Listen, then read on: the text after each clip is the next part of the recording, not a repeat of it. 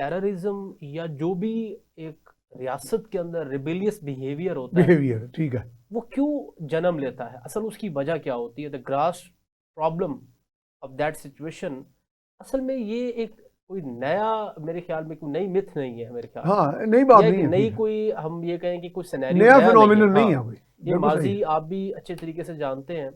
अगर historical impact इसका देखें, असल में जब एक सिटीजन और एक सिविक पर्सनैलिटी जो होती है, उसके अंदर जब आप फंडामेंटल्स का फुकदान उसमें तारी कर देते हैं, तो दो चीज़ें आपको देखने को मिलती हैं। एक आपका मुहिब्बुल वतन बिहेवियर, ठीक है, एज ए पैट्रियोट, ठीक, और एक आपका रिबेलियस बिहेवियर, ठीक है, मुकम्मल बगावत पे हाँ, बगावत पे बगावत। गम है। अनफॉर्चुनेटली हमारे कुछ इलाके हैं, जिसमें आप केपी की को बात करूं मैं, बलूचिस्तान सबसे ज्यादा इस चीज का विक्टिम है, और थर्डली मैं ये बात आपने करूं बड़ा अच्छा तो बोला, सिंध। विक्टिम है, हाँ, विक्टिम है, बिल्कुल क्योंकि विक्टिम लोग है, विक्टिम विक्टिम, की बजाय उन्हें बिल्कुल जालिम शो कर रहे हैं। बिल्कुल बिल्कुल मेरा ख्याल है विक्टिम का जो क्लैरिटी है ये जरूरी थी। सर, बिल्कुल अच्छा कहा बिल्कुल आपने, बिल्कुल। अच्छा, और थर्डली मैं सिंध की बात करूंगा। फोर्थ हम कह सकते हैं कि जो पंजाब में भी कुछ हद तक मैं कह सकूँ 100 में से को 2% मैं कह सकता हूँ। ठीक है, अच्छा, इसकी वजह यह है कि बहुत सारी आज भी पाकिस्तान के अंदर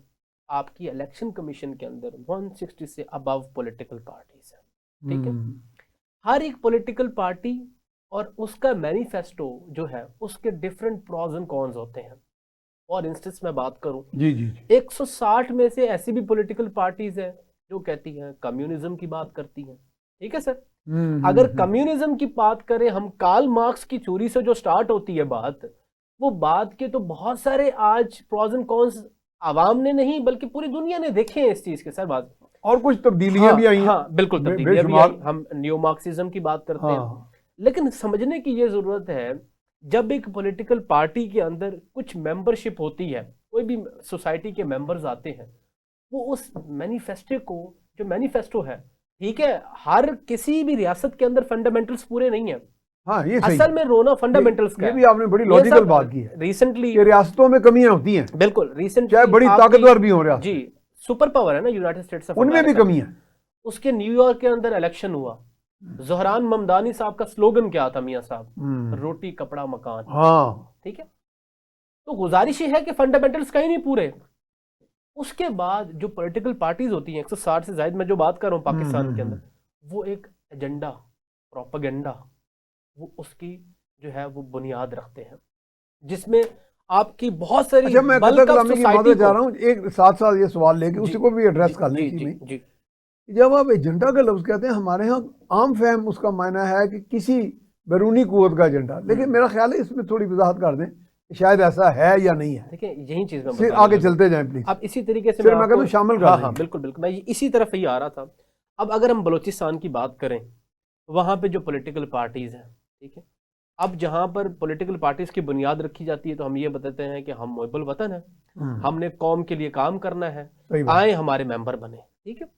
उसके बाद जब आपको, आप ये तवक्को रखें कि आपको कुछ मुक्तदर हल्के आपको स्पेस देंगे, तो ये आपकी भूल है। जब आपके पास कोई ऐसी क्रेडिबिलिटी नहीं है, ठीक है, हाँ उसके बाद आपका एक रिबिलियस बिहेवियर जागता है। कि जी हमें तो उन्होंने वो घास ही नहीं सिर्फ, डाली। हाँ, वो सिर्फ आपकी आपने बड़ा इख्तदार की अच्छा जंग, एनालिसिस किया हाँ वैसे। हाँ, सिर्फ अच्छा आपकी आपने कुर्सी की एक जंग की तरह वजह से, उसको ऑपरेट करके हमें सर्जरी हाँ करके हाँ, बता दिया है कि सिर्फ रिबिलियस आपकी, बिहेवियर कहाँ से शुरू होता है। बिल्कुल, अच्छा, आपकी कुर्सी की जंग की वजह से, ठीक है।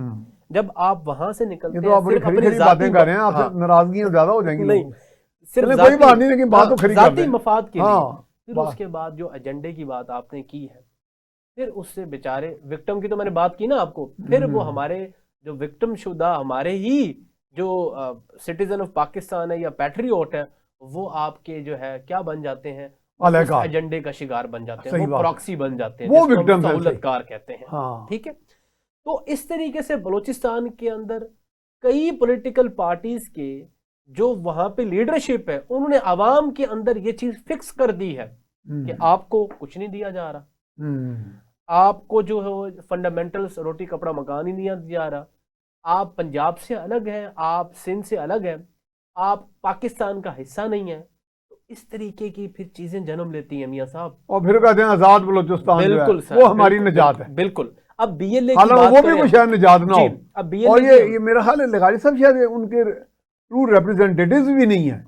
सर ऑब्वियसली सीधी ये सी बात BLA है, वगैरह जो भी इसके हैंडलर्स होते हैं या जिस तरीके से लीड कर रहे होते हैं उनका आगे तो से, मिशन ही और होता है। उनके बच्चे तो मैं कहूँ कि बाहर बैठ के अयाशी कर रहे हैं। मैं कहता हूँ और जी यहाँ- वो तो मल्टी मिलियनर है सर यही चीज अब इसी में ना हमें एक समझने की जरूरत है। खास तौर पे मेरा पैगाम सरफराज बुगटी साहब के लिए है, ठीक है, और मेरा पैगाम सोहेल अफरीदी साहब के लिए है, जो कहते हैं कि जी मैं तो बड़े अच्छे तरीके से समझता हूँ फाटा और ये जो भी ये बेल्ट है सारी।